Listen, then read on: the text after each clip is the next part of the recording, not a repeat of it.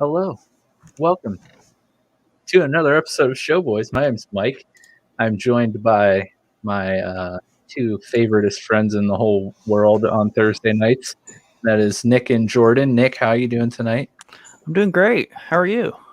Good. I'm doing well. Thank you for asking. Oh, yeah. I'm trying to be more forward with asking you questions. Oh, yeah. Because Thank you're you. so good about asking us all questions. I appreciate that. Yeah. It's nice to know someone cares, you know? I don't. It's all a formality. Yep. How are you doing, Jordan? Oh, I'm doing good.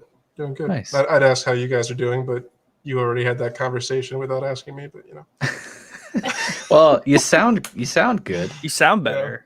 You sound great. Yeah, You're sounding kind of high pitched before the episode there. We're worried about you. I don't know how it happens, to be honest with you. Does it ever happen to either of you? No. I think you have a poltergeist in your home. You are haunted. I didn't know where you were going to say the poltergeist was. We can't say that on air. But yeah, actually, last time we talked about spooky stuff. I'm going to take this down for a sec. Some of those pops right up in this section just decided to jump off my shelf randomly. So yeah, that was cool. So hopefully that doesn't happen tonight. And we're also joined by Hobbs, it looks like. How's it going? Is he being a good boy? Oh, he's a good boy. Yeah. Swagging his tail. Happy boy. Happy boy. Yeah. Nice. That's the way it's the way to be. Just happy boys. I'm excited that we got to add another episode to our Spooktober playlist on our YouTube channel. And that was like basically 49 episodes ago. Episodes 5, 6, 7, and 8. And then here we are, episode 56. And we're back. Yeah. Back into the spooky October. Yeah. Pretty exciting. It is. This is Jordan's favorite time of year. It's a lot of people's favorite time of year. Mm-hmm. A lot. Yeah. Everyone comes alive for October. Ironically, right? Yeah, it's weird. Exactly. So if you haven't caught on yet, tonight kicks off our Spooktober series of episodes. Last year, we had our entire month of October dedicated to spooky episodes talking about horror content and things of the like. We did episodes on analog horror, ARGs. The first time Jordan was on as a guest, I believe, was an October episode in which we talked about The Haunting of Hill House and some other scary stuffs. So we had so much fun last year. We're like, well, what the heck? Let's do it again. It was a blast. So here we are. Technically, it is, September 30th. But we are... Yeah, I mean, we're like under 3 hours away from October, so I think it's safe to start now. But yeah, we're going to be talking about, let me pull up here. The episode idea was brought up to us way back in April by one of our Discord members, Mel. If you're a regular listener, that name should sound familiar to you. But she asked in our Ask the Boys channel on Discord, what is one movie, TV episode, or video game from your childhood that gave you nightmares? Or a specific moment from each. Bonus points if it comes from a movie or TV show that was not intended to be scary. We liked this question and, of course, wanted to save it for its own episode. But, we'd have to save that for Spooktober. So sorry, Mel, that it's been, half a year since you asked the question, but we are finally answering it. We just had to, fit it in our Spooktober playlist here. But yeah, so that's going to be what we're tackling tonight. And we got a lot of cool comments from people in Discord. And ironically, right before I posted the Answer the Boys topic in Discord, Mel posted in our general chat basically that same question. So yeah, it should be really fun. We have a lot to go over. We'll probably start with the listener comments after we get, just this beginning part of the episode out of the way. But Jordan. Yes. Why don't we start with you just explaining why you like the Halloween season so much. I think we touched on it last year, but that was a year ago. Oh man, well, I'm born in October, so I'm a little bit. Good start. A little biased. I try to not make it the bias situation, but so we always have like a Halloween themed birthday, and for my family, it kind of kicks off the holiday season also because we have my birthday in October, then my mom and my brothers in November, and then obviously we have Christmas. Then my other brothers is in December, so it's just kind of the beginning of the streak for us. But Halloween, as much as I love pop culture and what it does, Halloween has a huge part of that, and in movies and TV shows, and between that and dressing up, trick-or-treating, the history of trick-or-treating, the history of Halloween, it's always been something that fascinated me. I think if I wasn't born in October, I'd still like it just as much. So yeah, just to get rid of the bias. I mean, hell, I love Christmas, right? Yeah, I wasn't born in December, so. Well, according to like stores, they just push everything out on the shelves at the same time now. I think there was like a week where there was just Halloween stuff, and then literally a week or two later, the Christmas stuff came out. So I was like, okay, we're really skipping months here. Can we at least get to Halloween? Yeah, one of the reasons that happens is a lot of people do crafts for the different holidays.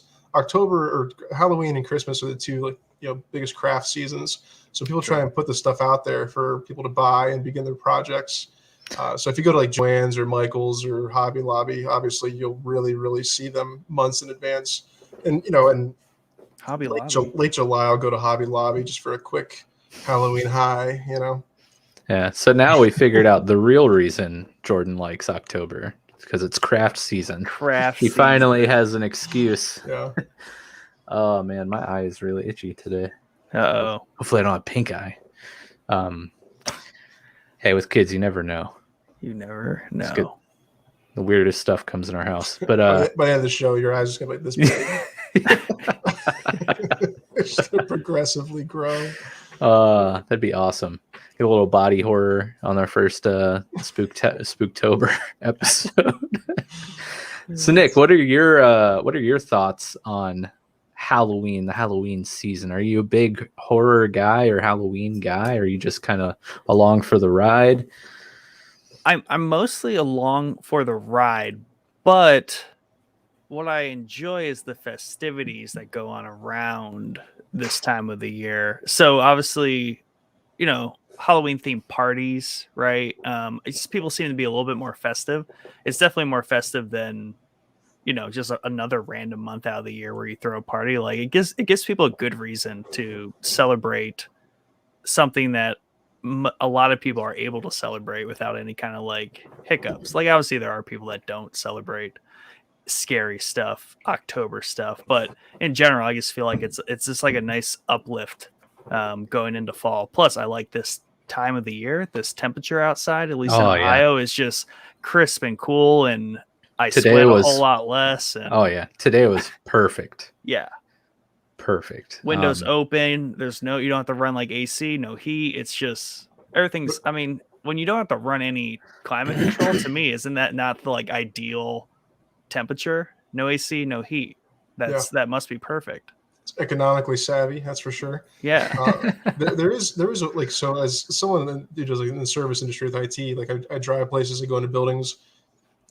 I feel like I'm in like 3 different outfits during the day. Like I have the coat on, and then I'm sweating. The morning. So it has to be off. Yeah. Yeah. The sun goes down while I'm outside, so I can put the coat back on. Then when I'm driving, even though the AC on, the sun comes out. I start sweating while I'm driving, so I look like a girl like changing her outfit at a red light, trying to get my jacket off. It's a little annoying, but it's there. It is. The episode can finally begin. Underfunded has joined us, and he says, "Yo, 5 O's. How late am I? I legit haven't gotten the notification, but I seen the message in Discord saying less than an hour. Well, those dang robots. Sounds like you need to hit that bell on our YouTube channel. Hit it. You're not late. You're just 10 minutes. That's all right. We didn't really get into too much yet. Welcome, Underfunded. We appreciate it. And anyone else out there that's tuned into the live stream, welcome. We hope it's okay. I just got here too. Yeah, he really did just get here. We hope you enjoy your time here tonight. And if you're new, thank you for checking us out. There was one thing that we needed to get into before we get into the topic. And I kind of had this idea to recommend horror movies between Nick and I. Like, I'll recommend a horror movie to Nick, hopefully one that he hasn't seen. He'll recommend one to me that I haven't seen. We'll watch it, and then next week when we have our episode, at the start of the episode, we'll just kind of like do a quick little segment on what we thought about the movie and all that stuff. Thought it would be kind of a fun idea. So we both, I mean, I assume you picked out your pick for me. Yeah. I just had to repick it in my brain. So I was like, wow, I completely forgot to do that. That's but all right. I remembered we have been discussing this. So yeah. It's there. I don't know what made me think of it, but like I had completely forgotten about this idea up until like 30 seconds ago. So yeah, that's a good point. That's why we're going there right now, so I don't forget. But yeah, I think this will be fun. It'll give us an excuse to watch something we haven't seen before. And yeah, if it goes well and you guys like it, I think we'll probably open it up to suggestions from you, the listener. Either, you can hit us up in Discord or, something. We'll figure out a way, but you can make suggestions and Nick and I will both watch the same movie. We'll pick one of your suggestions, watch the movie, and then, the next week we'll talk about it. And maybe we'll do this every week in October here, just as a fun thing to do. So the movie that I want to make Nick watch, which I think this is easy for me because you're not much of a horror movie person. Like, you don't seek after horror movies, correct? Yeah, the issue is I see the trailers, I completely want to watch them, but they just fall to that part of the pile where they're like their own little pile, and basically once a year I get to that pile, and that's usually around this time. The rest of the time I'm preoccupied with a lot of other things I need to be watching. So that you like. Yeah, I don't know. I like it when I do watch it. It's weird. Yeah. It just falls out of my thought when it's not October. But like, 'tis the season. This is the season for me to catch up on all the stuff, and I'm ready. Nice. And that's why I surround myself with people who are October fanatics. So I'm always on the cutting edge of what's spooky. Nice. Well, I think that makes my job for this little series that we're doing for October a little easier because I feel like I have a lot more options to recommend. But I'm gonna pull what could be considered a deep cut, but probably not the deepest of cut because I'm not like a horror aficionado. I am just a casual horror enjoyer. So yeah. Jordan should have picked exactly a movie for each of us. Hey, he can next week. Most of my horror content I get off of YouTube, strangely enough, be it like analog horror or ARGs or just like channels movie, like right? Oh, this is actually a movie. Yeah. But like channels like Wendigoon that talk about like disturbing stuff, Nexpo, Night Docs, channels like that is where I get that's like my main source of horror content, and I do that all throughout the year. I thought I was about to get the greatest franchise of all time. Yeah, Dad. Oh my god. No. It was gonna be Dad, and I was gonna be even doubly upset. Yes, because you're gonna be like, he's technically a horror franchise. Like, you give me some weird excuse. Dad is everything. Yes. Sadly, no. I'm giving you an actual movie, but hopefully some of you guys have heard about these. I'm sure most of you probably have, but I'm going to suggest Nick watch a movie called VHS Viral. Now, this is the second movie of this franchise. The first being simply called VHS, and it's a short story anthology movie. So I think they have 4 or 5 short stories per movie. And this is the second in the franchise. There's a third coming out. It might already be out, but if not, coming out very soon, called VHS 94, I believe. But I think the second movie here, Viral, was the better of the first two. But yeah, I'm gonna definitely. You need to watch VHS Viral. Looks like I can watch it on. Crap. Where do I watch? Prime. I can watch it on Prime. Nice. Check. I know I watched these on Netflix, but I mean, this came out in 2014, and since then, I believe they might have moved to Shudder. I'm not entirely sure, but yeah. So you must watch VHS Viral and report back to me next week at the beginning of the episode. Okay. Jordan, have you seen this? I haven't. I might actually join you with that. Okay. Like I'm coming over to watch it. I'm just Wait, no, yeah, come on over.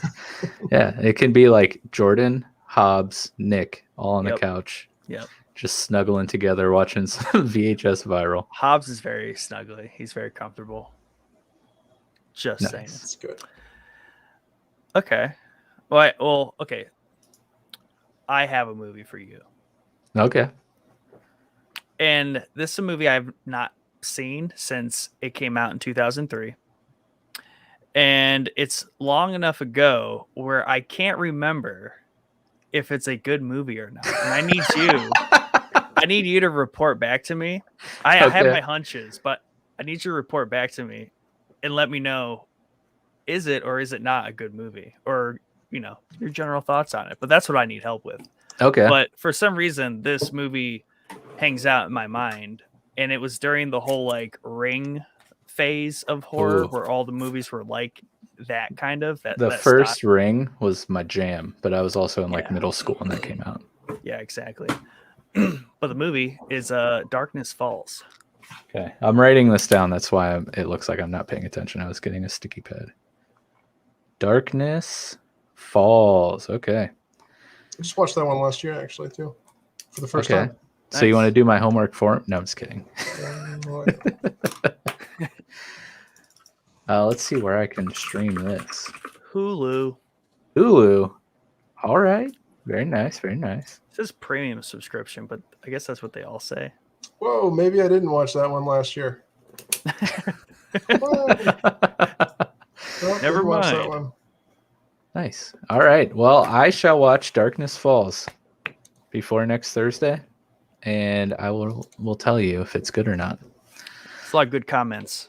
Yeah, I know. We got to get through some of these. So BioCiv says, y'all need to see Quarantine if you haven't already. Great, quote, zombie movie. It was a remake of a foreign film called Wreck, which recorded. Get wrecked. Get wrecked. Yes, I am familiar with these. I have not seen them. I believe there's more than one Quarantine, possibly. There is. The first one's the only one worth it, in my opinion. Sorry if you like the second one, Bio. The first one is so good. I'm a sucker for zombie type movies, so I probably would love it. It's a first person, found footage, camera found footage, yeah. So, but it doesn't in a tasteful way. Hence the name Record from the foreign film. Cozy Contagion says he enjoyed Quarantine. BioCiv says VHS was such a fun movie series. It was, and I'm looking forward to the new one. 50% mainstream, 50% underground says now VHS Viral is not part 2, maybe part 3. So I could be wrong there, but it's definitely not the first. I think we can agree on that. Cozy Contagion then says, was that the Tooth Fairy movie? I believe he's asking about Darkness Falls. Yes. Spoiler alert! Sure. No, I'm just kidding. I mean, it's been out since 2003, so yeah, it should pique your interest, right? Okay, yeah, now I'm definitely interested. Talk about a movie that sounds like it shouldn't be giving you nightmares, but does. Right. Yeah. Yeah, exactly. So yeah, we're gonna do that. Next week we will report on each other's recommendations. And then this is your opportunity now, listeners. Get your recommendations in to Nick and I on Discord, because we will pick one for next week, we'll make the announcement of which movie Nick and I are going to be watching that you guys have suggested. So we're kind of going to do this throughout the month of October. So really looking forward to it. And we're going to try to pick movies that we haven't seen yet to make it more fun for us.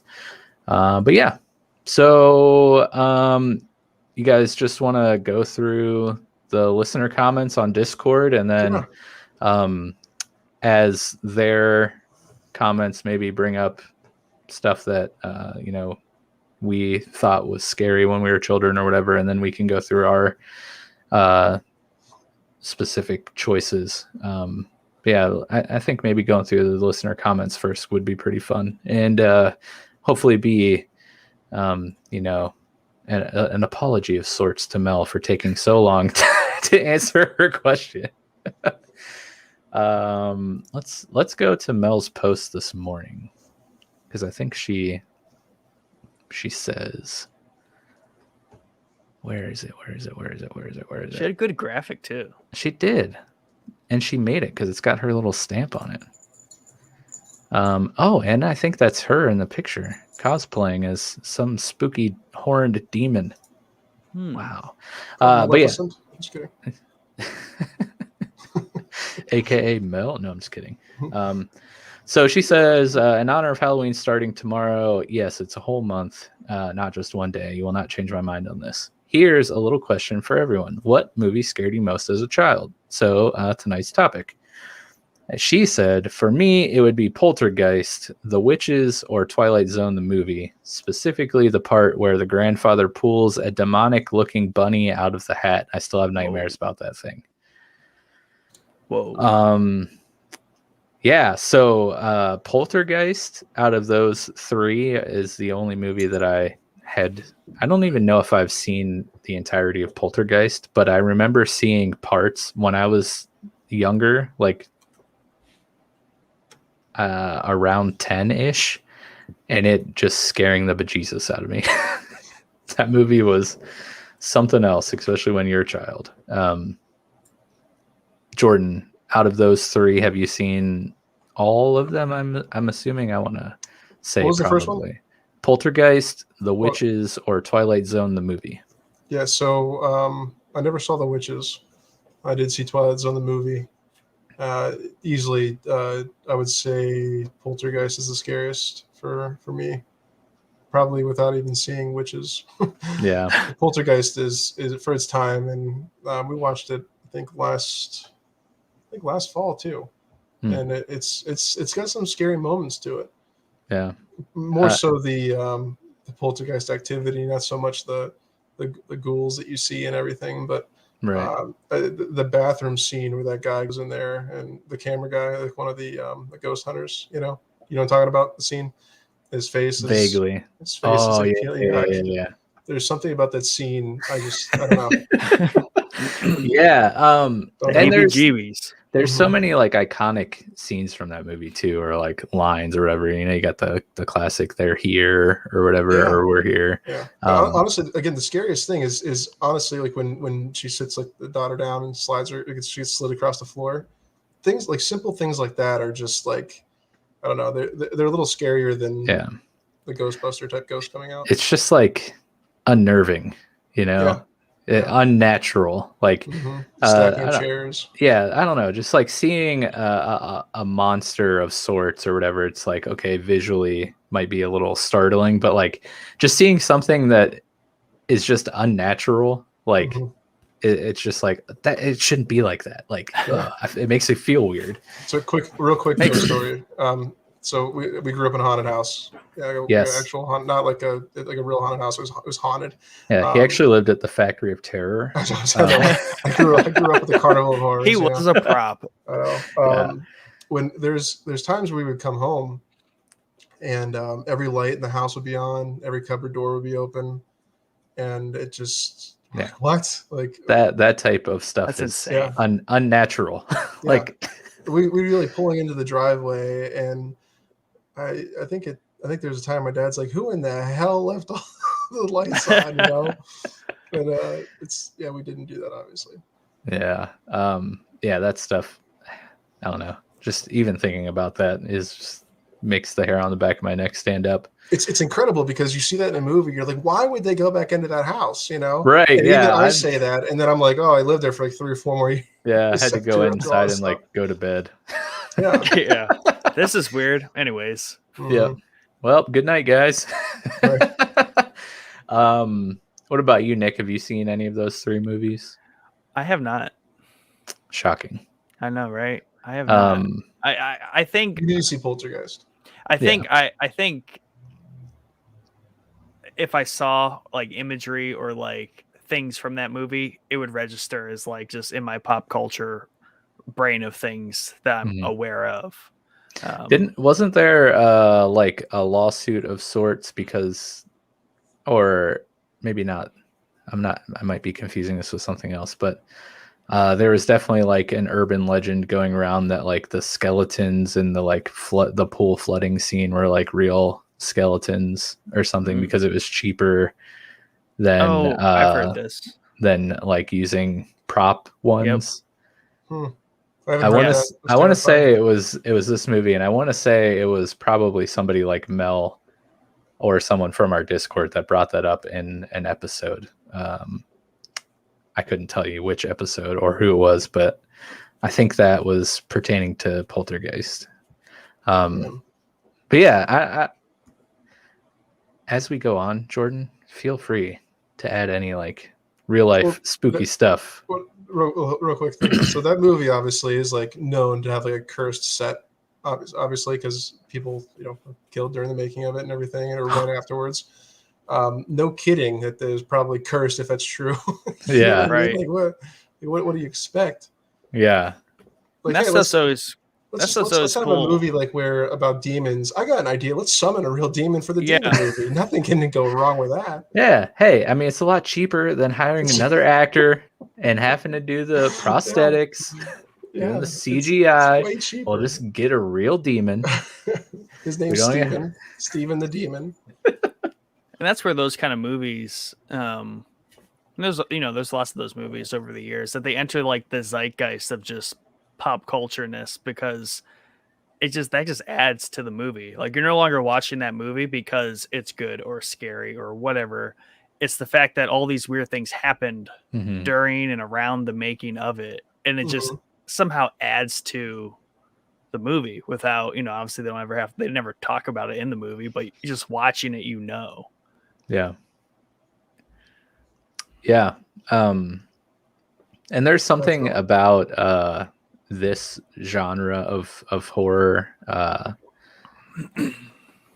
the demonic, like for me it's the possession stuff that gets me, but movies like Poltergeist or like even things like The Haunting of Hill House, as I've talked about a handful of times on the show, I am a Christian, right? So to me, in my mind, because I believe in God, then I also have to believe in, Satan and demons. If I believe in God and angels, then there are, Satan and demons exist right there in the Bible. So to me, that's like very real. And so like, even though I'm watching a movie that is clearly a movie in fiction, I'm just like, but like that can happen. And that's like freaky. Yep. Which I might totally sound like a lunatic to anyone out there who, may not be a Christian or doesn't believe in that stuff. But for me, it's hard to watch some of that stuff because I'm just like, that stuff. I'm so scared. You need to clip that, Nick, for a soundbite. Okay. It'll join the breaking news. I'm so scared. This is true. I've actually been in a Bible study. I've been in a Bible study with Mike, and we get to a part where like it's talking about one of the particular demons in the Bible. I make that exact sound. He throws the Bible on the ground, and I just run out. Making the noise the whole time. He just jumps through the doors. Oh, yes. So moving on in our general channel, a newcomer to Discord, Dex, who is his real name is actually Jared, and he is the host of a podcast called Play Along Podcast. I hope I didn't mess that up. a video game podcast, by the way. It's pretty good. I listened to a few episodes. I enjoyed it. Was the cadence in which you said that specific, or did you just have like a random? What do you mean? Like the way you said the play along, like it just seemed like it was supposed to be scary or something. No, that was me trying to remember what the name of his podcast was. Play along. Yeah. He says, thanks for asking. Yeah. He says, love this. It's spooky month, not just the day. Honestly, not a horror movie, but Underworld terrified me. I mean, it has vampires and lichens in it. I mean, that's masked ones. Yeah. I mean, that's horror-y. It's got some classic horror monsters in it, right? But it's it's not technically scary and arousing. Yeah, exactly. Vampires in extremely tight leather pants. You know the lichens. Yeah.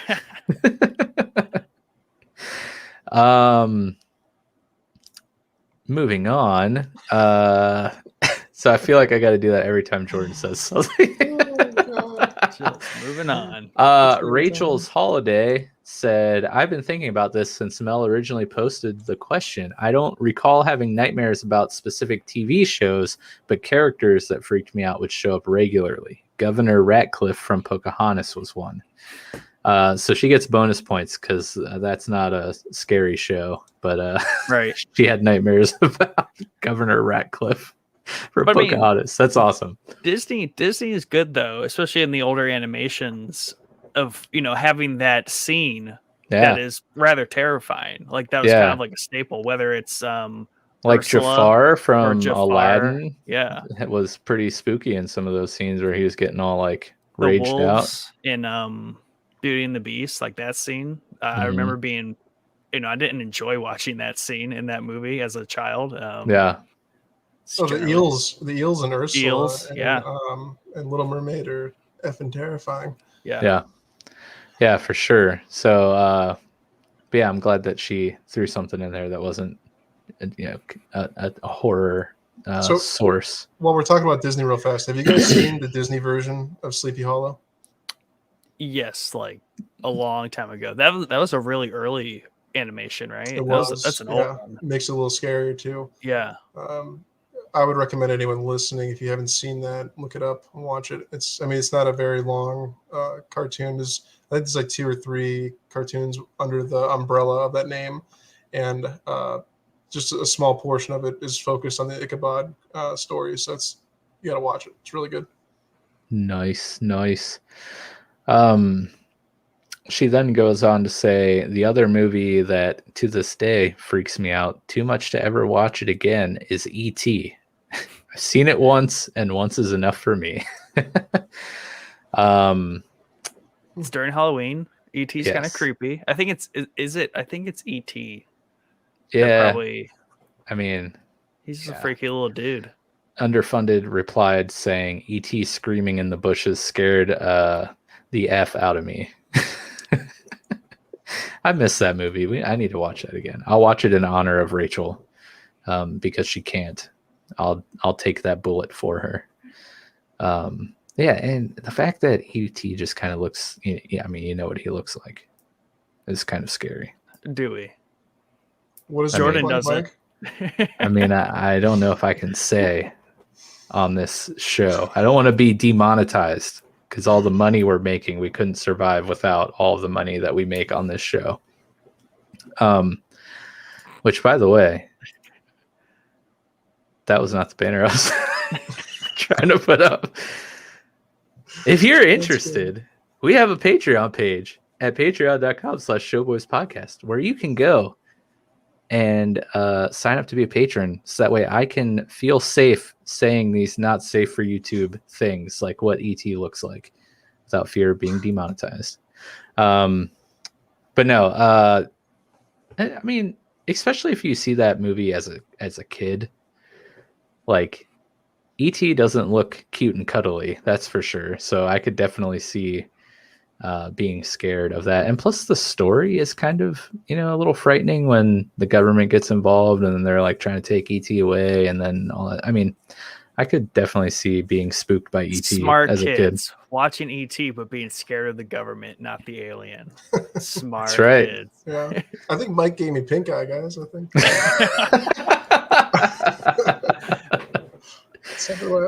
Hey, you want me to scratch it for you? Moving on. Fungus hands away from me. Yeah. Mel said, "Is it sad I don't even have an answer to my own question? I will have to think about this one and get back to you." But guess what? Spoiler alert. She never got back to us.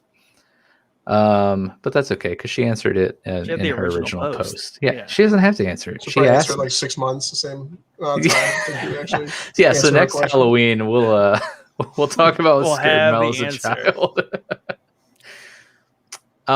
Rachel then said, "Thank you for the validation. At this point, I don't even remember why I'm terrified of this movie, but I'm still going to embrace it." It's okay. You don't have to justify your feelings. You can feel your feelings. Biosiv then had 2 stories for us here, and they're pretty interesting. So his first, he got the old gray PlayStation for Christmas with a few games, but Resident Evil stood out. The first zombie you encounter is eating someone in a hallway outside of the dining hall. It goes to a cutscene of it chomping away and hearing you walk into the area. It stops eating on all 4 and kneels back on its heels. The zombie turns its head to look at you from over its shoulder, blood dripping down its chin, teeth exposed from decay. I shut the game off right then and couldn't sleep for a couple months. Now I have Resident Evil tattoos. Yeah. I mean, that is a pretty intense opening scene for sure. And it's kind of funny trying to think of this like on the PlayStation 1 and how we were probably like, oh my gosh, that looks so realistic, dude. Yeah, I like how he added the old gray PlayStation. Yeah. Because it is exactly that, old and gray. Yeah, but really it just kind of looks like a Minecraft character like turning around. But no, the Resident Evil games, like the first few were very terrifying. So I do not blame you one bit for taking those actions, that's for sure. Especially since you were probably a young whippersnapper when Resident Evil was out. So Resident Evil, that's one of the first games. If you think back to it, for a lot of people, it was the first game of like the high adrenaline intensity, slow moving, something's coming at you, you want to react faster, but the game just will not let you. Yeah, it's got a whole level of emotional intensity that can very easily lead to nightmares also. And man, they did such a good job with the mechanics, like the fixed camera, not being able to direct the camera is just terrifying on its own. Like you can only see what they want you to see, and you know that there's something there that's going to get you that you cannot see. And the ammo also very limited ammo, and you can't move while you're shooting. Like if you're gonna shoot, you're standing completely still, so you have to like. It's so intense. Like what is this? There's like 2 rounds in this magazine. Like what the hell's going on with this? Yeah, exactly. Yeah, it's immersive, but it's like claustrophobic. Mm-hmm. Yes, and that's the frightening part. Yeah, and that's what makes a great survival horror game. The limited resources and all of the things that the game, like Jordan says, kind of just holding you back intentionally, but it just jacks up the intensity and the scariness, just in the anticipation of what might happen that you can't really control. Do you guys have any specific like games that have kind of freaked you out, whether it's like when you were a kid or even now as grown adults? Yeah, go ahead, Nick. I want to save some of that for next week, but I mean, definitely, like for me, the games is more. It's not so much. Well, it is scary. What I started playing, I'm waiting for the remake. What's the name of that game? Dead Space. That's legit scary. Like that scares the crap out of me. And that's because it's that whole like space. Claustrophobic, there isn't, because just the element of like you're screwed, like you can't just like run out of the building, Yeah. Like if it were a real life sitting, you're like, okay, if the house is haunted, I'm not going to entertain this. I'm just going to run out of the building. But if you're on a spaceship, that's not an option. Right. It's like literally death or death. Yeah. But to me, like the thing that gets like probably it's like the heart racing, like terror, just like that kind of terror where you're just in a dire situation. Obviously, like The Last of Us, like the one level where you drop down through the floor and it's like flooded. It's that thing's like chasing you on the big like bubbly zombies. That was terrifying. And Rust, like I legit have been legitly like simulated fright. Like if there's supposed to be a simulation for like actually making you scared, that's the game. Rust. Because it's the internet. I've said this before. Minecraft. Yeah, those games like that are like the internet manifest, and the internet is full of psychopaths, and these psychopaths just latch onto these games and they act them out in these games. Now, does Minecraft have the like global voice where you talk and you can hear people within a distance? No. If you're in like the party, you're ready to go. I don't think it does. Actually, I've never played it outside of a party before, so I guess I can't answer that question. And they have everything now up to like, I mean, there's been 100 updates every month, feels like. So I don't know. I can't answer that completely for sure, but I feel like there's not. Rust has like proximity voice chat to where basically if you're 30 feet from me, I can hear you a little bit, and the closer you get, the louder it gets, and that's how you communicate. And it's all like that's the way DayZ was back in beta testing with it, and it's like a zombie survival game, but the scariest thing are the people, and you hear the other people talking. Yeah. And I remember I was hiding with like in this tall grass with my friends, and we didn't have like a whole lot of resources. And these other guys came walking through, and you could tell by the conversation they were having, they're just dirt bags. You know what I mean? Right. Like, they're just absolutely, probably in real life, complete dirt bags. So the guys I'm playing with, they're like, we gotta like, like they're like sending me texts like, don't say anything. And then Jordan just like, achoo! I can't remember. I think I put on the song "What About Love." Like I turned it up super loud into the microphone. So I was like, "What about love?" I just kicked into the chorus, and they just ducked into the high grass with us, like these other guys. They just hit the ground. So you're all hiding. Yeah. You were one of the psychopaths on the internet. Yeah. I probably just scared the hell out of them. But it's like the same time. It was like. Again, this is a game where like you feel like you have slow animation. I swear to God, they were just like down as fast as it was amazing. Was it like dusk or dark or? I think it was like midday. Midday. Yeah, they just felt totally cool walking around, which again it makes it even scarier because they probably could kill anybody. Right. Yeah, because in Rust it was like one of the first nights I was like surviving and like successfully at the game, and I managed to build my little like 1x1 shack and put a lock on my door. Safe now, little sign that says "No girls allowed." Yeah, and then it just gets like dark, and then there's just these footsteps that come up, and like dude just like knocks on the door and is like, "Got any chicken?" Sir, I'm a census taker. Got any chicken? Are you married or happy? Yeah, I did. And then it just was one of those situations that just like escalated like verbally through the door because like at first I just ignored him, and then he just like kept getting more irate and erratic. You got chicken. Yeah, it just got more and more intense to the point where he had something and was like hitting on the door trying to break it down. It's just it's scary because you don't want to die. That goes back to the unnatural thing. Like someone asking you if you got chicken shouldn't be scary, but the fact that someone's pounding on your door in the dark and asking you if you have chicken is terrifying. Well, it's great because he would go from like one tone to like, but dude, let me in. It'll be okay. It was, I got chicken. I already got chicken. I want to give you the chicken. Legit psychopath.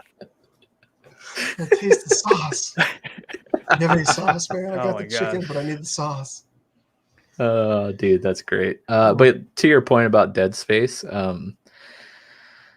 again with the unnerving, unnatural things. I mean, obviously the creatures you're fighting are just disturbing to look at. Necromorphs or Necro something. I think that's correct, Jordan. Yeah.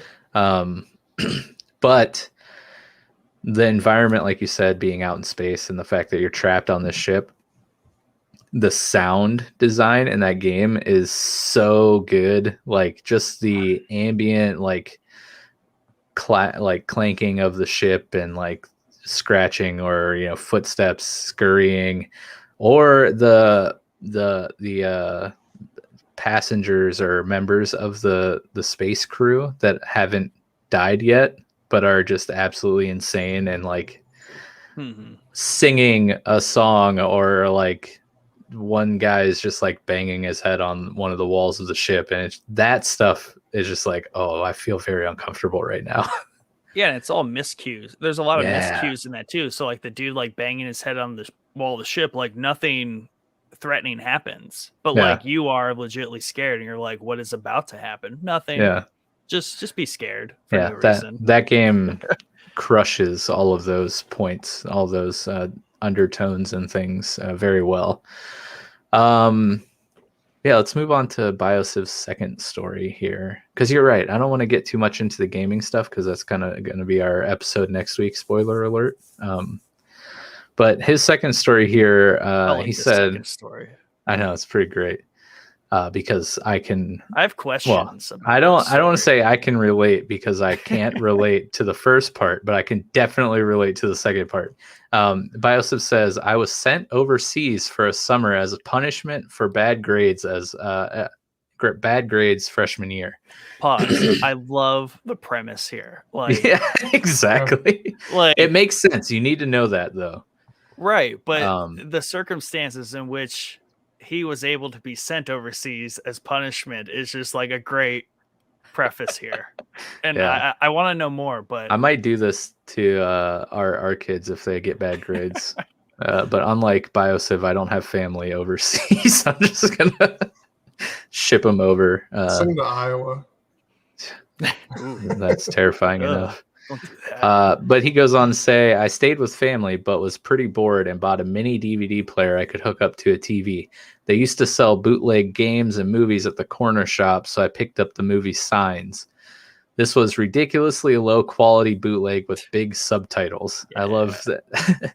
I love the detail of the big subtitles.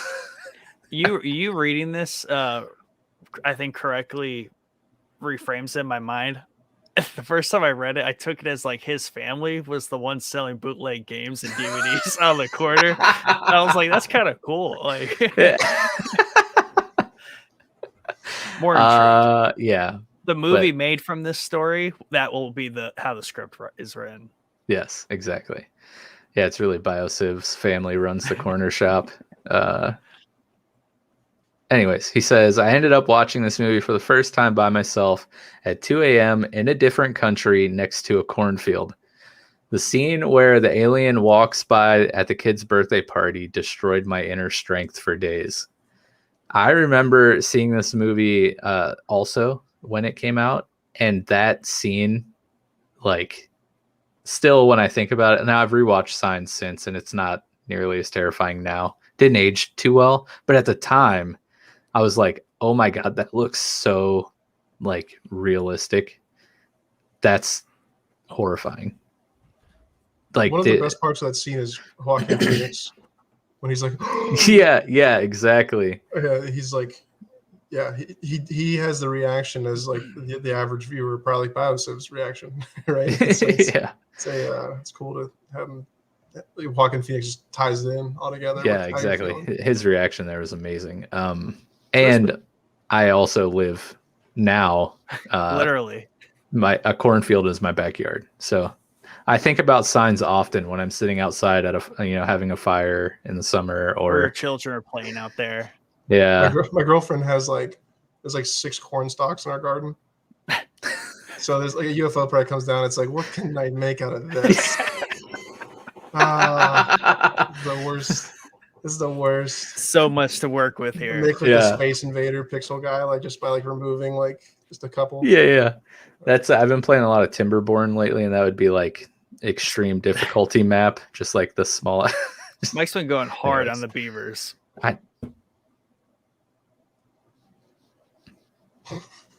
Dude, you should. So Science came out in 2002. So we're just gonna gloss over that. Real quick, how does that not get like back to my point, or whatever the hell you say after I say anything? Mike's anyways, moving on. Yeah, there it is. That works too. Go ahead, Nick. Signs. All right, came out in 2002. I remember this movie being a big deal. Is that not correct? Like when it came out, like it was pretty. It was a good movie. It was a good movie, but I just felt like it just was like a little bit of like a culture shock. Like people like legit talked about it. Like it was a thing. Is that a fair assessment? I don't recall because I didn't really pay attention back then. I would have been like I would have been a freshman, same as Biosiv. So like I wasn't like really paying attention to all the hubbub surrounding stuff pop culture wise. But I do know, I think this was before the mainstream downfall of M. Night Shyamalan. It was one of his better movies, and I mean, maybe there was some controversy around it. I don't know. Mel Gibson was in it. It was also before his mainstream downfall. Yeah. Signs is the sequel to The Patriot. This is like his retirement after the Revolutionary War. He never dies. He's a vampire. Yes, exactly. But so like, again, like I was always like the ghost and UFO kid. You know, when I was a kid, I always talked about ghosts and UFOs. People always thought I was nuts. And when Signs came out, a lot of people, you know, came up to me and they're like, they're making an alien movie, you know, like okay, have fun. You know, like, did you ever see a crop circle? Like, no, I haven't seen a crop circle. Yeah, I'm like 14. Yeah. No, I'm just kidding. But are you older than me? 30. I'm 35, and next week. Okay, yeah, you are. Yeah, you old man. I'm 34. Anyways, continue. God. Nick's like 20, so it was a like when we were in Florida, we got to see a UFO, you know, and it was a we got to see one. Yeah, I know, it's crazy, right? It was actually on UFO, like they call it UFO Highway. We were on our way to Disney World, and that was honestly. So as like I've seen a ghost before, right? And I've seen a UFO before. And you've also seen pirates because you've been to Disney World, right? That's true. Undead pirates in particular. But I actually like that wasn't that time. I think I threw up in the van because I was so terrified of what I was seeing. Yeah, I was a little kid. You know, I was young. My brothers were freaking out. And you know, what's really funny about that is my dad was driving the van. Yeah. And who left these lights on? We were right. Who left the lights on 60 stories in the sky? He wasn't even looking at it, and it wasn't until like 6 or 7 years ago. Like the house we grew up, my dad never had one like, you know, ghostly experience, and during that experience, he never looked at the, you know, thing in the sky. Well, at least he told us he didn't. But you know, about like 5 or 6 years ago, we're like, Dad, come on, you were there that night. Did you not see that in the sky? And he finally opened up about it. He's like, yeah, I saw it. He was like, I couldn't not see it. It was right there in the sky on the highway. We were like stuck in traffic on the highway. And everyone, there was one guy on the opposite side of the highway. He was standing outside of his van because that side was blocked up too. He was standing outside of his van just staring at it in the middle, like on the highway, just staring up at the sky at this thing. Then all of a sudden he just started floating away. Oh, it was dude, so weird. I would have lost, for how scared I was, I would have lost my mind. I would have lost my mind. But he was like, yeah, I saw. He's like, I had all you kids in the car, and he's like, what am I supposed to do? We're stuck in traffic. He's like, I was terrified. Like freak out in front of everybody. Yeah, exactly. He was and I'm like, oh my god, that makes complete sense. That's what I would try to do, right? Yeah, your dad just like, yeah. And he gets out, runs away, runs out of the car. But instead, like the appropriate father, he was like, "Shut up, there's nothing." Yeah, exactly, there's nothing. Yeah, because he was just like, "Oh, if we're all, you know, going it's all destroyed, we're all destroyed." But yeah, that was crazy. You know, so like it was really just the happening starting. Yeah. Right. Oh, dude, I hate that. I always Why do you do that? Happening.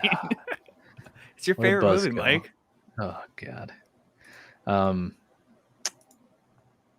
I have a very faint memory of my mom telling me a story about her seeing a UFO while she was out driving when we lived in Florida too, actually. Ironic, right? We lived... Florida's just no good, man. I know, right?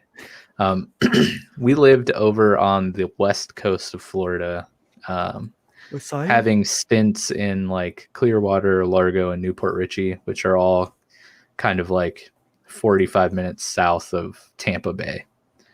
Now, I don't recall how old I was, but we moved up here up here to Ohio when I was 10. So I was pretty young. So the fact that my mom was just like telling me this is kind of like shocking to me right now as I'm telling you guys this story. But since I was so young, the details are pretty fuzzy. But I remember her saying like she thought she had saw something, and then like the like lights in her car or whatever kind of like started to go out or whatever, and then it flew away, and then her lights came back on, and then like she came home or whatever. But I might be going over to my parents this weekend for like dinner or something, and I'll ask her if I'm just like thinking, she's like, I was imagining this story. Yeah. She's like, I I actually was really mad at you that day and wanted you to have horrific nightmares. Right, yeah. So one day you can start a podcast and talk about this. Yeah, exactly. So that's not an unusual story, though. There's been a lot of instances where you have like a close encounter, I guess, with the UFO. They would lose power to their vehicles, and not only in cars, but even some planes during World War II when flying, and some of the instances that they had with that. Yeah. All this is terrifying because I'm just, now that I have a camera, like I'm just imagining something like walking down my steps right now. Or the other part of science, by the way, that I wanted to talk about is when they're in the basement and the boys behind the coal grate or whatever, and you just see the hand come out like this and grab him, and I'm just imagining a hand. Wow, I can't use my hand. Like just poking around this wall right here and just going like this on the wall, and I would just die. I picture him like walking out like from the bush, but from left to right, and just staring at the camera, and then hitting the wall and falling down. Doing like the Michael Jackson Thriller thing, like just it's what it looks like he's doing with the way his arms are. Like, it's almost like he's doing the infamous Sasquatch walk. My God, you're right. I was picturing it the different way, but you're right. That's exactly what he does. Yeah. But while we're on the topic of aliens, two things I want to say. But first, I'm gonna say with one of the movies that I've briefly talked about this on a couple episodes, but the movie that gave me the most vivid nightmare, I think it was only one, but it was the most vivid nightmare I've ever had in my life, was Fire in the Sky, I believe is what it's called. And for some reason, again, I saw bits and pieces of this movie when I lived in Florida. So I was under 10 years old. Probably should not have been watching this movie. Somehow I managed to catch parts of it and had the most absolutely terrifying, like realistic dream. Maybe I got abducted by aliens. I don't know. And it wasn't a dream, and it was me being abducted, but it was Cartman style, so scary. Like I'm looking for your mom. Where is she? I was at like a sleepover at a friend's house in the neighborhood, and like my parents had to come get me at like 2 a.m. because I was like inconsolable. Like I was freaking out. But that movie for sure as a kid, and I've wanted to go back and rewatch it, like the full movie now as an adult, but I haven't yet. But yeah, for me, that's definitely a pick of mine. There's just something about aliens that is unsettling. And of all the things, for me, this was my other point I want to talk about is like, I don't know how far down this rabbit hole we, want to go, but like, of all of whiskey left, but I'm ready. Of all of the different things that could be true, right? I find aliens or intelligent life or anything of that sort existing the hardest one to dismiss you know? Like, I don't know if I would call myself a believer, but I know that I wouldn't call myself an unbeliever, if that makes sense. With UFOs or? Yeah, with like alien life, or like, I mean, obviously, well, you just look at UFOs. I mean, it just stands for unidentified flying objects. So it could be anything. Yeah, it's very, very big. So like, yeah, the Nazis came back aliens from, like, yeah, it could be anything. Yeah. he's back there giving me the thumbs up. He's like, keep it going. Yeah, really, it's just the Nazis came out of the hollow earth, you know, and they're flying around there. Anyways, but yeah, it's just that's the hardest for me to dismiss flippantly. You know, I just think that the universe is so large, and it's kind of arrogant to think that we would be the only thing in this entire universe that is a living form. You know, I don't know, but we don't have to like really get into it. But unless you have something to say about it, Jordan, because I'm sure you do. to go along with it, it's just from the discoverable planets of, like, you know, what, you know, humans have seen. Earth is obviously super unique. That doesn't mean, I mean, there's other Earths that have been discovered, but the amount of life that's here and the amount of ecosystems that we have, it has to be kind of like a fun destination for another, you know, life form to stop by and just check out on its way wherever it might be going. You know, water is obviously a little bit rare, and you know, the one thing that all life has on Earth in common is, you know, we're all carbon life forms, and every life form is curious on Earth. So it makes you wonder if, you know, if aliens are also carbon life forms, maybe they're curious too, and they just check other things out the same way we would. Abductions aren't much like us going into the wilderness and tranquilizing an animal and tagging it and sending it back into the wilderness. You know, it's all about how you tag it, though. Yeah, we usually go for the ear and not the anus, but you know, hey, to each their own. We also haven't, you know, colonized other planets, so maybe we'll get to that. True. Maybe that's the key. And I have been watching a lot of Expanse, so colonizing of Mars is very much an interest of mine. It's on the list to do, the to-do list. In that movie, did they actually did they warm the atmosphere and like actually like terraform it, or are they just living there like under what it's actually It's a going? TV show. Get it right. No, I'm just kidding. They're in the process of creating an environment on Mars. Or on Mars. On Mars. It's a great show. I've enjoyed it a lot, actually. Thanks for recommending it, Nick. But we have a comment here from Biosiv, and he says, Jordan, I've seen ghosts, but I've never seen a UFO before, but I believe I couldn't handle it. Yeah, so real quick, one more thing on the story of the UFOs. So there's two situations. One was that Florida incident, and one was actually in Avondale in Canton, Ohio. We picked up my brothers from literally a haunted house like in October. I was riding with my mom. We picked them up, and we were leaving, and I remember like there was a part of the sky that looked like it was just like almost like there's like a campfire in the sky. It was static, so it wasn't like flickering flames or anything. It was just a big, bright, glowing, almost just, it wasn't like a perfect circle or anything like that. And I remember like, I was a little kid. I'm like, hey mom, look, a shooting star, which it wasn't even freaking moving. You know, it's the dumbest thing. Like I'd be like, shut up, moron. The kid said that to me, but my brother Jamie was like, he actually was like excited. He's like, no, it's a UFO, you know, because we didn't know what the F it was. And by the time we got back to the Avondale area, this is close to North Canton, so about like 10 minutes later, above Avondale Elementary, there was a giant sideways V, like just basically a greater than symbol, I guess you could say. And there was about 3 or 4 other smaller ones around it.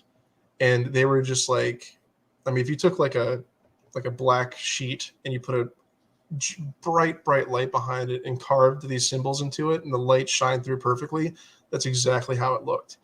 And those were also static in the sky. And I mean, UFOs, I don't know. It could have been some kind of weird anomaly, but that was, I don't know what the hell it was, but that was, it was huge in the sky. We're not talking like, do you see that? We're like, what the hell is that? You know, like It was giant. It was the smaller V's looked like a close plane, like as far as like just the size, and the giant V just I don't even know. I've never seen anything like that big in the sky before. I don't know how to explain it. You what? Did you take a picture? No. I was probably in third grade.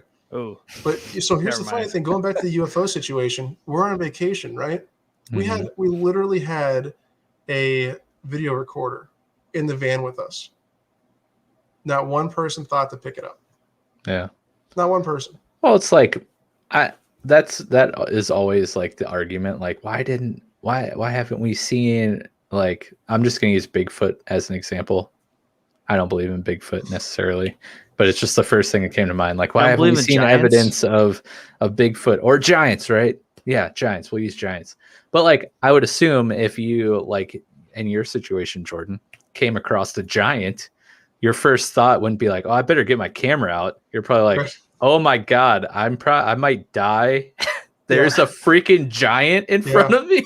Like, you're exactly right. You're trying not to like, you're trying to keep your brain from like oozing out your ears because you're terrified. Just mind blown. Yeah, exactly. I mean, I was obviously, again, really, really young at that in the Florida situation, but no one in my brothers were, I think, just becoming teenagers or something like that. No one thought of it.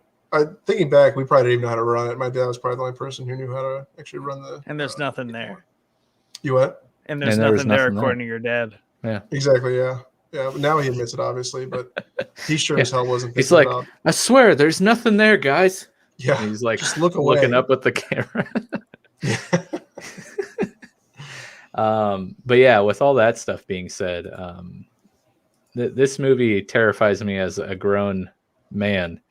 And that is The Fourth Kind. That, I mean, even though it's not based on a true story as they proclaimed it to be, and they actually like got in trouble for that.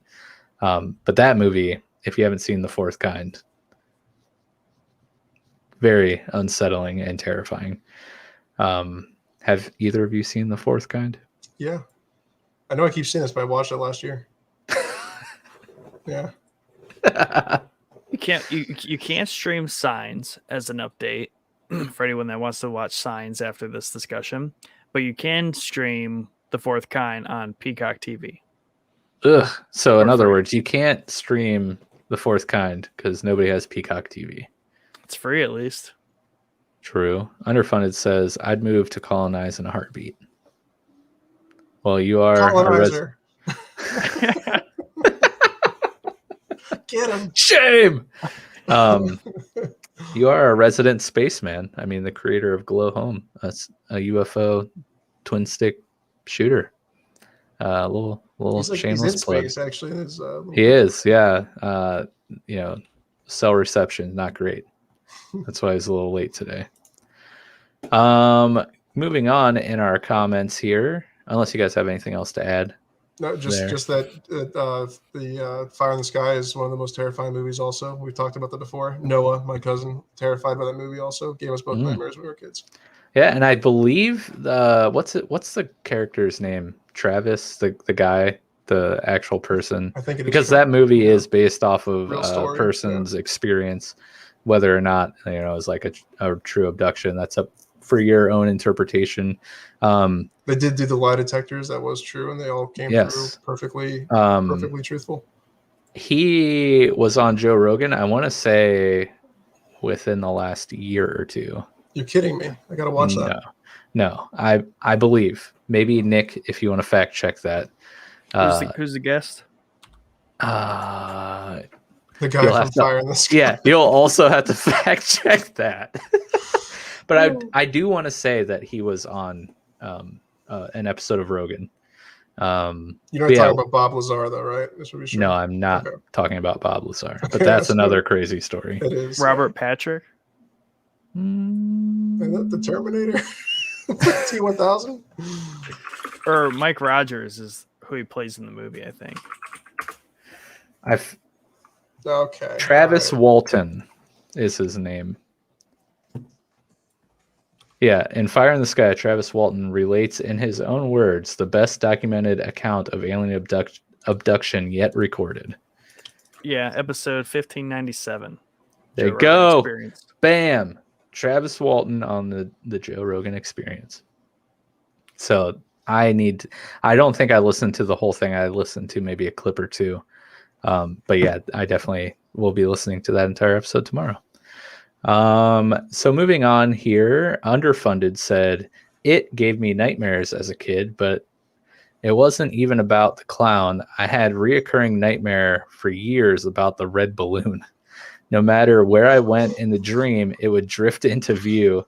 I don't even know why it was scary, but it was. I remember it had an angry mouth, like Sharpie drawn on it, like just triangles, like a kid would draw a mountain range.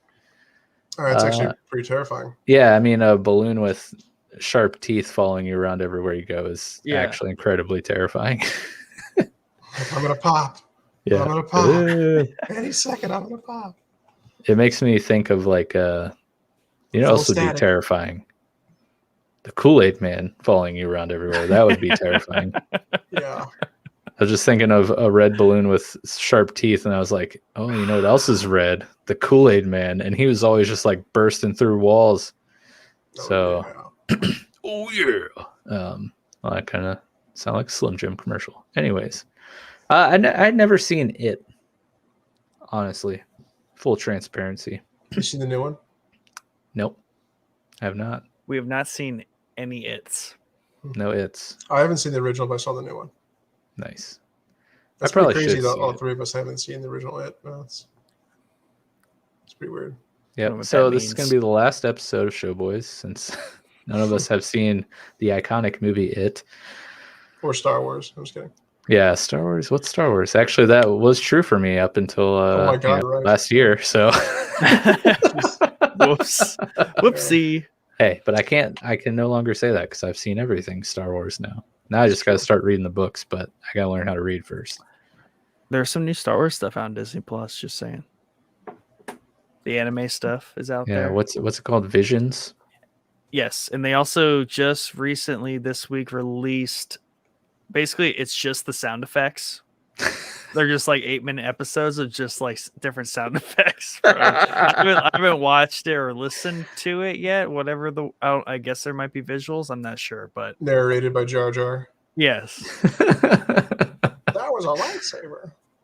Nice. Underfunded then says, for real, it was awful. I'd be having a regular dream and the balloon would drift in, and immediately I'd be like, I was wrong. This is in fact a nightmare. This is so nice. Oh, never mind. Yep. It sounds kind of like when Wendigoon was on, when he was talking about his lucid dreams and stuff, where it would just all of a sudden like turn into a lucid dream, and he would just be like, "Oh no, get me out of here!" And then one time he couldn't get out, and that's how sounded awful. That sounds just not fun at all in the least bit. It's fun. You're a psycho. Cozy Contagion, he says, anyone remember Are You Afraid of the Dark? There was a certain episode involving a small clown doll, Crimson the Clown, I believe. The doll was used for the sole purpose of scaring children into being well behaved. Can't remember how old I was, but young for sure. What made it worse was my father ended up buying an identical clown doll to use against me and my brother when That is awesome. I'm going to eat it right now. His dad is awesome. Worked like a charm from what I remember. Also remember renting Resident Evil 4 when it first came out, and that was scary. Of all the Resident Evil games, I think 4 was the least scary for me, but it was my favorite Resident Evil game. Then he says, took probably 20 plus hours to finish my first playthrough, was terrified to progress. Understandable. I'm not saying that it's not scary. I'm just saying Resident Evil 2 is probably my favorite in that franchise, and that one was the scariest for me.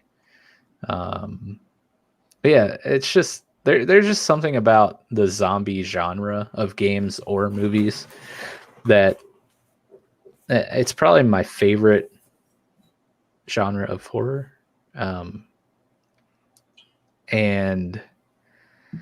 I think it's just not so much the zombies themselves, but like what they stand for, right? The commentary that zombies are often used for. Yeah, exactly. Terrible morals. But no, like the quick spread of a pandemic, which we just lived through, which was kind of a little crazy. The complete collapse of society and infrastructure, the collapse of human morality, all of those things within the zombie genre are terrifying to me because those things can really happen, right? Under the right circumstance. Oh, is it The Road? Is that a movie? Yes, that is a movie. That, I think, as far as what you just said, for me, that movie best like encapsulates that. Because I'm not like the biggest zombie person fan, but yeah, just apocalyptic. Aragorn stars Aragorn. Yes, yeah, exactly. So the way that movie framed those concepts, that really registered with me, and that's well, deeply that's why disturbing. like The Walking Dead, at least the comic, is do you have toilet paper? So effective is the Walking Dead is stands for the survivors, right? And like what they devolve into. But yeah, The Road was really good and horribly depressing. The best. Yeah, but it was great. I loved it. Becca was like, I kind of want to kill myself. So I'm never watching a movie that you recommend ever again. Mike's telling like his brand new neighbors, like, you should really watch The Road with your family. Yeah. Biosif says no, but I remember the episode of Are You Afraid of the Dark called Ghastly Grinner. That was an awesome episode. I do remember Are You Afraid of the Dark. I don't remember these specific episodes, but season 1, episode 1 is the scariest for me. Yeah, it's Bozo the Clown. They go into like a haunted carnival house at a like a circus, and there's a clown in there, like a clown, like a big this clown just stands there. He steals his nose and brings it home, and the clown like smokes cigars like inside like the circus tent and stuff like that. Like it's part of his like gag, and the clown comes after his nose at his house that night or the next night, and it's just it's a terrible. It's very scary. Yeah. For being Are You Afraid of the Dark? Right. Do you remember the books back when we were probably in elementary school called like Scary Stories to Tell in the Dark or something? And I believe they just made like a movie of that within the last couple of years. But I remember reading those like back in like elementary school and just being like, oh my God, this is they were dark. Crazy. There were some really crazy ones. The movie's good too, by the way. Is it? Nice. Underfunded says quarantine scared me because you really could genetically modify rabies to make zombies. Just infected would eventually die from rabies. Yeah, it's more of a rage thing rather than actually eating people. 21 Days Later. Mm-hmm. I love that movie. We've reported on our newscast that they're reportedly making a third called 28 Months Later. Yes. At the end of the last one, it like escaped into like I think it was the Eiffel Tower. Like, yeah. And then Biosiv says Zebo, which I have no idea what he's talking about. Oh, is the clown named Zebo and not that makes so much. Bozo is such a stupid name for the clown. Zebo's much better. Yeah. Yes. But that sums up our comments from our listeners in Discord. So thank you guys so much for replying. And Mel, hopefully this did your question some justice. Before we end, though, like, do you guys have any particular things that didn't come up in the comments here that terrified you as a kid and or still today? So I'm going to kind of run through mine real quick because real slow. Never asked me. I'm just kidding. Since I'm not on next week, it's my birthday next week, obviously, so I won't be on next week. I'm going to say a couple games that scared me. On the Panasonic 3DO game system, there was one game called Escape the Haunted Mansion, and it's just a scary game. I don't know. It's in the title. But Alone in the Dark also. I think it was like an early PC game, and also it went to the Panasonic 3DO. Very scary game. Just like triangular graphics, people trying to kill you. It sounds stupid, but it's Triangle strategy. Yeah, actually, Alone in the Dark. The reason I say Resident Evil is a lot of people's first experience, like the slow moving, like try to do things faster situation. Mine was Alone in the Dark. It came out for those games, and movies wise, probably a movie that scared me that probably shouldn't have is The Muppet Christmas Carol. Yeah, that has some scary bits in it. Yeah. Yeah, the Ghost of Christmas Past is just you want to talk about scary ass tooth fairy. I mean, my God, she looks like it, right? It's also like dark. I mean, they're deep concepts that stories explore, especially at that point. It's morbid. It's sad. Absolutely, and the Christmas Carol itself is obviously kind of like it's a little bit of a horror story, But a lot of it's portrayed in campy ways, and you're not really totally scared. But that Ghost of Christmas Past gave me some nightmares. Yeah. And as far as like a movie that goes with I'm going to say this movie because I've had the most nightmares just randomly about it, and it just happens. If I'm like, I'll be in a dream, and it's a normal dream. I'm having a good time. I go upstairs. The balloon shows up. I'm like, I gotta take a piss. I'm gonna go upstairs, use the bathroom. So I'm up there. I look out the window, and Michael Myers is in the yard staring at me. Like he just pops up in certain dreams, and then it's a nightmare every time. So it's the Halloween movies have just the Michael Myers character has given me the most nightmares out of anything. And what's funny is like I've talked about so far two things like UFOs and zombie outbreaks, right? Being like without going back into it, like the most realistic thing, right? Yeah. But like really slasher movies is the most realistic thing because that actually has happened many times, but for some reason that doesn't scare me at all. Yeah, it's strange.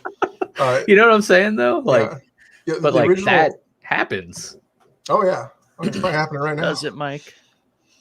So the original Halloween movie, obviously that was the first horror movie to take the concept of Halloween and make it into a movie.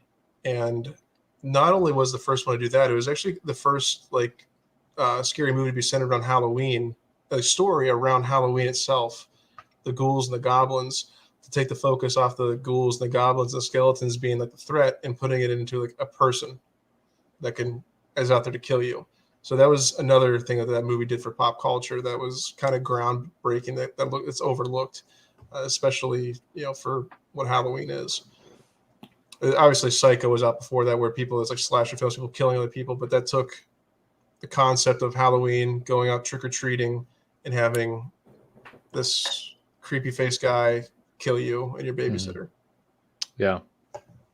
Oh, the classic babysitters just getting the axe.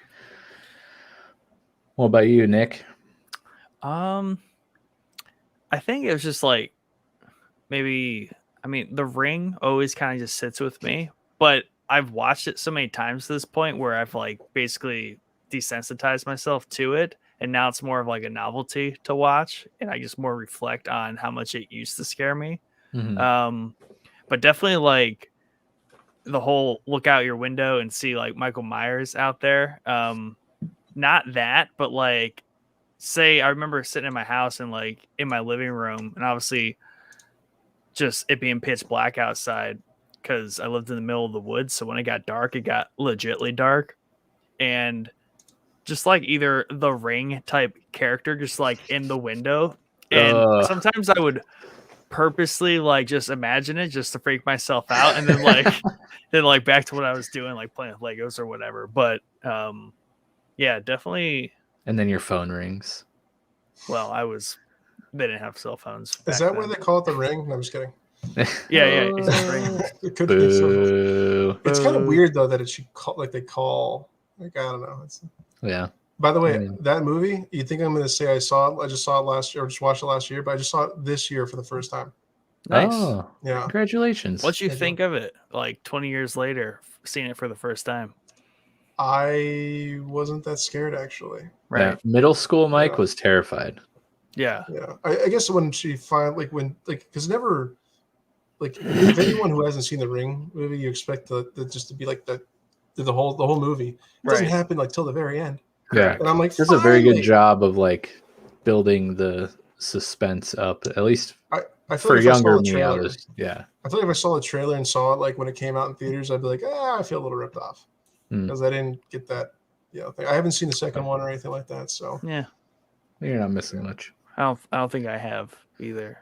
But then just in general, and this is where I need to expand my like what I've seen library, and that's the whatever the larger like, is it the Conjuring and all that has the larger like universe to it where there's a ton of those movies all interconnected. I need and want to see all those because I saw the first Conjuring like that. I want to see the Nun, that like type of scary movie. That's what I like. I just don't ever take the time to like watch them. One of the coolest things about the Conjuring universe are the actual characters in the movie, with the psychics and everything. And I think it reminds me of it takes the same kind of template as Hill House, right? It's more about like the characters and then the tertiary scariness to that and around the psyche of it. Well, it takes the Warrens were real psychic and ghost hunter, and they were real people, and there's a real Annabelle doll, looks nothing like it does in the movie, obviously, and it took what the real experiences and made them into like more of a blown up like crazy insanity thing, those movies, there's certain ones of those movies that are I said in another episode, there's one called The Curse of La Llorona, where you don't totally think it's hard to know it's part of the Conjuring universe till you see like just a random character shows up, like, oh, this is part of the Conjuring universe. Like you watch that movie and you're like, this person saw a ghost. They know what a ghost looks like, like they've seen like this. So if you see it, there's certain I guess ghosts you'll see that are just very intimidating. You don't scream, you don't like jump back, you just stare at it because there's like an intimidation factor. It's really weird, and that movie does it. And whenever I see stuff like that, I'm like, this guy's been through it, or at least he knows someone really close that's ascribed a lot of this to him. But Annabelle Creation is terrifying. The Nun's a good movie. It's not as scary as you think it would be. The Conjuring movies are I can't recommend that whole group of movies to like anyone who hasn't seen them enough. So The Conjuring, Annabelle, The Nun, The Curse of La Llorona. Sounds like a really good Mexican restaurant, doesn't it? Yeah. That's what I was like. The aftermath of a really good restaurant. So the Curse of La Llorona.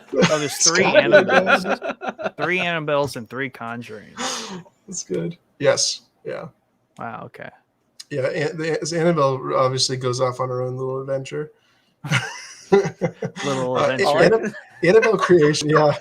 All I can think about is the show What We Do in the Shadows, which by the way you need to watch, like so bad.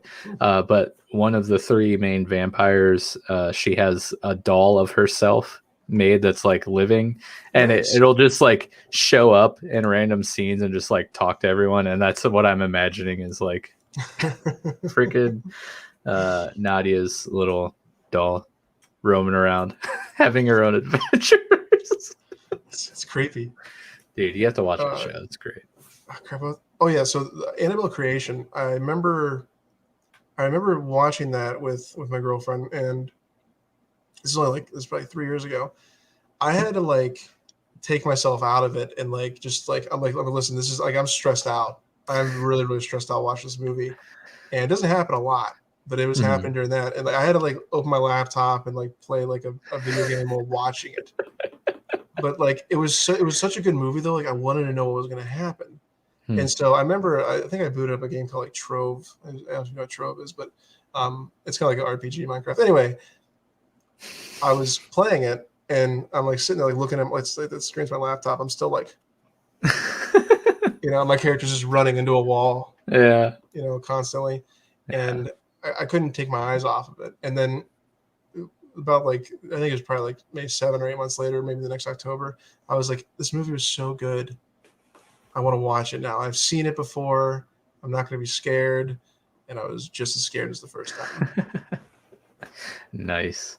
We got some comments here we'll throw up there, and then I'll go through some of mine. If you're done, Nick, I don't want to cut you off. Do you have any others to throw up there? I saw the first Insidious, but I feel like I need to see the rest of them. Or is that? But that's not part of anything. That's its own little. No. Yeah. Okay. Yeah. I remember the first one too. I remember that being scary in my adult life. Like that. Yeah. That was good. I enjoyed it. Yeah, that one wasn't too bad. That's the thing. I see the first ones, and then they just keep going. Right. Biosiv says the first Scream was the first horror movie to get me shook. It made me think, man, humans are messed up. Nah. Very true. The original Scream trilogy is one of the best so good. trilogy movies of all time. Mm-hmm. I love that. Billy and Stu are just two of the greatest people ever movies. Biosiv then says, was Dead Silence a part of the Conjuring world? Not to my knowledge. I don't think it was. It doesn't come up in when I Wikipedia'd that. Yeah, definitely believe everything that you read on the internet. So, again, not to like keep going back to the same things, but one of the scared of aliens and yes, and commitment. No, I'm just kidding. Zombies. I'm totally kidding. Zombies are afraid of commitment. No, one of the scariest scenes that's still just thinking about it, even right now, scares the crap out of me. Is from The Fourth Kind. Actually, there's two. The scene where I forget all the character names, but the main character, the doctor lady, was at the dude's house, right? Who was in his bed, and then he just starts to like levitate out of his bed. You know what I'm talking about, Jordan? Mm-hmm. I do. That part just really is unsettling, especially since they have like the fake real footage next to like, that was my favorite thing about that movie, is when they would throw up what they said was real footage, but was not real at all. But when they put them side by side, you know, play them at the same time. Yeah. That was really cool. But it made it so much scarier because at the time, like, the whole shtick of that movie is like, this is based on real events, and here are this is the actual footage or audio, and they play it side by side. And I was like, yeah, and I was like, oh my god, this is insane. Why does nobody believe this? Right, exactly. I was just a sucker. That scene though, and then the scene towards the end of the movie where she's like sitting on the couch talking to the camera, and she starts to kind of like levitate off the couch, and her mouth opens up and her jaw like gets kind of contorted, and then her back jaws like, I can't stand the jaw thing. Like even right now I'm just like giving myself the chills and like not feeling very good, but those two scenes like still to this day just really jack me up. So were the undead in World of Warcraft scary, Jordan, with like the crooked jaws? Or the missing ones? The missing ones completely. Just, No, it's not the monsters with the jaws. It's like a perfectly fine human being with a jaw gets ripped off or something like that. That's where I get messed up. I can look at a skeleton, which is the upper. Yeah. Biosiv says the Fourth Kind back-breaking scene was crazy. Oh, yeah. Yes, indeed it was. So, like, when you say you're scared of like the like possession movies, have you ever seen The Last Exorcism? Probably. Let me look it up real quick, because even first though that person was view again, camera, like the premise is there's a priest. He's a son of, like, his dad did exorcisms and stuff like that, and he tries to expose that they're like a fraud, and then he I've seen this. Okay. And he realizes indeed it's a real thing. Yes. Yeah, that movie's really good. Is it tied to like The Exorcist and all the similarly titled movies? No, it's not by itself. Even though those movies terrify me, those are probably the most watched horror movies I've seen, are the possession, exorcism ones. But to be honest, like I've forced myself to not watch those movies over the last couple years, just because, like, I don't know, they get to me. So I'm like, you know what? I don't need that in my life. You know, I'd rather watch real disturbing content on YouTube all day long. So the last. Since I'm not going to be here next week, to, like, you know, with everyone requesting stuff Rejoice. for No, I'm you just guys kidding. to watch. Oh, that's Just cute. kidding. I don't know if have either of you seen As Above, So Below. No. So watch it. Screw what everyone else says. Take that as your next one and watch it. As a matter of fact, everyone else should watch that if they've not seen that. I believe it's on Netflix right now. What is it?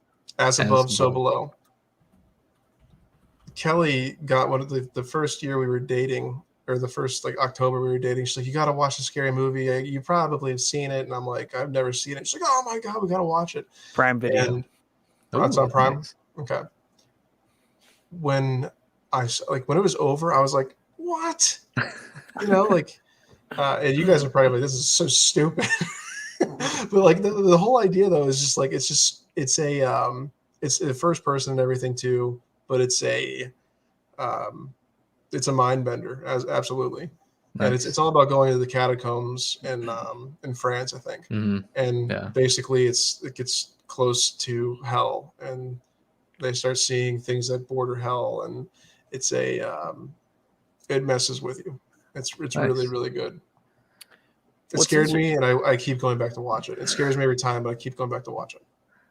What's interesting as I look up these movies as we talk about them throughout the episode is the ratings, right? So there could be a movie that either absolutely like terrifies us or we really like, but Rotten Tomatoes would just like roast it to death. Like As Above, So Below, 40%. 26. Oh Jesus. I could never put stock into like reviews like that. Well, I just feel like I guess my point here is like this genre specifically, like horror, scary stuff, like you can't trust any of it because I feel like it's based completely on like a different set of factors than what you would normally critique a film on. Right. And I feel like they need to adjust their critiques for this genre because they're critiquing on like movie critiques. Probably a bunch of alpha dudes like, no, it wasn't scary. It's pretty stupid. You know, stupid. I'm not gonna. Saw it. Wasn't scared. Predictable. Yeah. It's my favorite. Predictable. Yeah.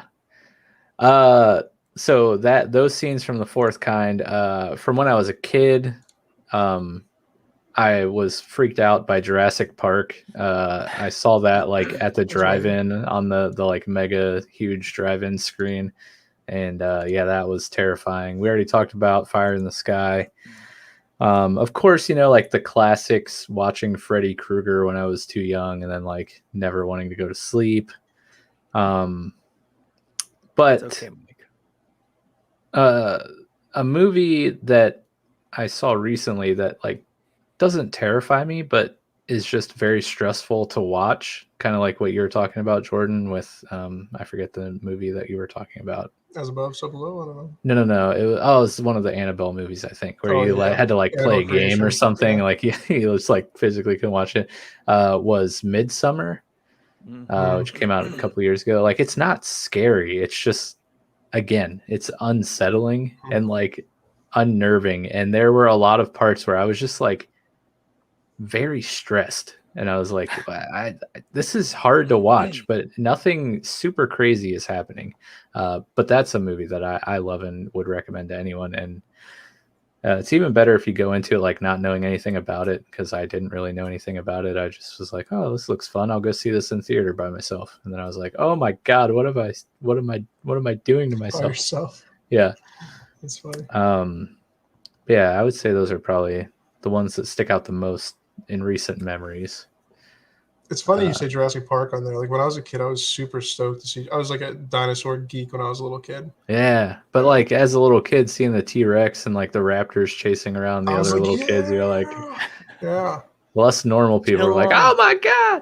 It always pissed me off though, because you had like dinosaurs from like the Cretaceous, Triassic, Jurassic, you know, like post-Cretaceous period, all in one park called Jurassic Park. I'm like, you sons of bitches, liars.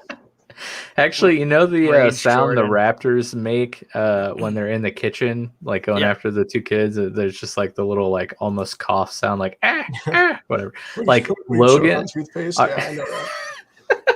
Yeah. Our newborn, when she was like first born, when she would start to cry, sounded exactly like that. And that was all I could think about. She's communicating with the other babies. I was like, where's Chris Pratt? Someone call Chris Pratt. Oh, God. Biosiv says, oh, guys, look up the movie Murder Party. It's a comedy horror, amazing B horror film. I've heard of this, and I've been wanting to see it. I don't know anything about Midsommar, but I keep seeing pictures. You recommend? I do. Have you seen that one, Jordan? Midsommar? You recommended it to me like a long time ago, and I forgot about it. That's last year. That's a no. It was a couple years ago. Actually, you recommended it. Wow. Yeah, you guys should watch it. It's great, but it's not like I don't know. It's an Ari Aster movie. If you've ever seen any Ari Aster stuff, I would love to ask, like Bio or Underfunded, or you guys, has anyone seen, well, two movies? Mike, you have to watch this one when I say it. But the first one's called Dale and Tucker versus Evil. I've heard of it. Okay, haven't seen it, but yeah, that movie I'm familiar.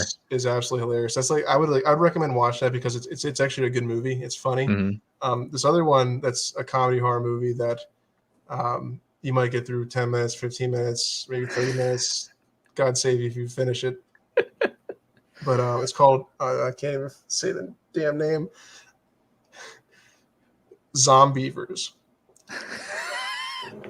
That's very fitting right now where I am in life. I know, that's what I was saying. So you should watch this. And I'll watch it while I'm playing Timberborn. The name is kind of a spoiler, but it's on Netflix. Zombievers is on Netflix. It's been on Netflix for like the past 3 or 4 years. It's not leaving. It didn't actually. You're looking it up right now, aren't you, Nick?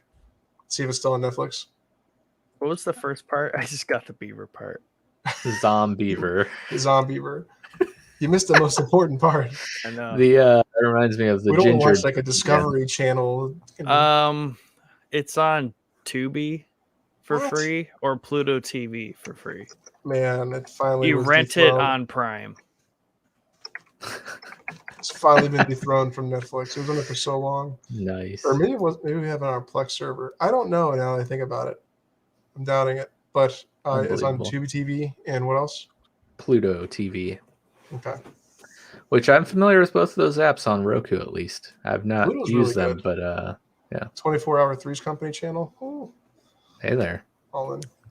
I can't watch The Nun anywhere for free. What the heck? Pirate Bay. Wow. That's the first one in the chronological order. No, it's a place in Disney World. It's okay, Mike. I was just reflecting. But yeah, those are the things that scared us as children. As childs, but some Childs of the corn. Scare us now still. Biosiv says Dale and Tucker is awesome. Never heard of Zombievers. I'm not surprised. I think it says more about Jordan than it does us, Bio. But yeah, you guys have anything else to add? I think this was a pretty fun kickoff to Spooktober. I don't know. I had fun tonight. Heck yeah. I didn't get too scared tonight, but hey, it was number one. We have 4 more episodes of Spooktober. Plenty of time for Jordan to tell us some more real terrifying stuff. Hopefully I'm trying to nail down a guest for this month, and if we do, it should be a really fun one. We have this movie watching series all throughout the month, which will be fun. Chad will be joining us next week where we talk about scary games and what has stuck with us, similar to this topic, as kids or even as adults. But maybe we'll get into some stuff like games that have, maybe some scary urban legends behind them or things like that. Should be fun. Yeah. What else do we need to tell people, Nick? I won't be here, but I'll chime in somehow next week. Yes. Do it. From your birthday tour bus that you'll be on. Yeah. Halloweened out. Spoiler alert. Just pumpkins flowing out every time the doors open in front of the next bar. The teeth are like candy. Cats flying out. Gross. It's terrifying, actually. It's scary. Yeah. But yeah, sign up, become a patron today. Subscribe if you're 100% invested and interested in what we stream game wise. Subscribe to our Showboys Gaming YouTube page. That's important for you to do. Very much so. But yeah, I mean, those are the big things. And obviously, join the Discord. Join the Discord. So much fun happens in there. But yeah, I think that about wraps us up here. Thank you guys for tuning in. Those of you that hung out, thank you, BioCiv, Cozy Contagion, Underfunded, all of you guys who chimed in the comments. We love it. Thank you to those who answered the boys this week. You guys fueled an entire episode's worth of content. And also, biggest thanks to Mel for giving us the topic idea for tonight's episode. We look forward to seeing you next Thursday for our next episode of Spooktober. And in the meantime, like Nick said, subscribe to our Showboys Gaming channel, because I'm sure there will be plenty of gaming streams in between now and next Thursday. Thanks again, Jordan, for coming and hanging out with us tonight. It's always fun when you're on. And thank you, Nick, for being a lovely co-host. You know, you're a swell guy. But that's it. We're done. Enjoy the bumpin' theme song. We'll talk to you guys later. Boo, boo.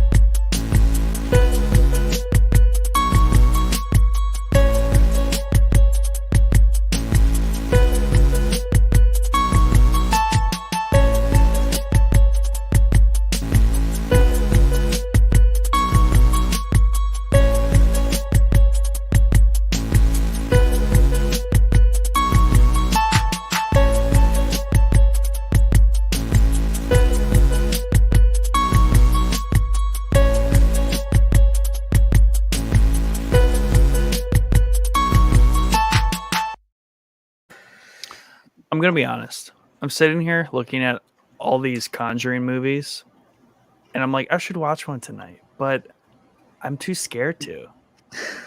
Like, the images, like for the Can't Conjuring conjure 2, up the courage. Oh, it's terrifying. Boo. This stuff's scary. Maybe that's why I don't watch scary stuff, because I get scared. I mean, that's the point, right? Plot twist.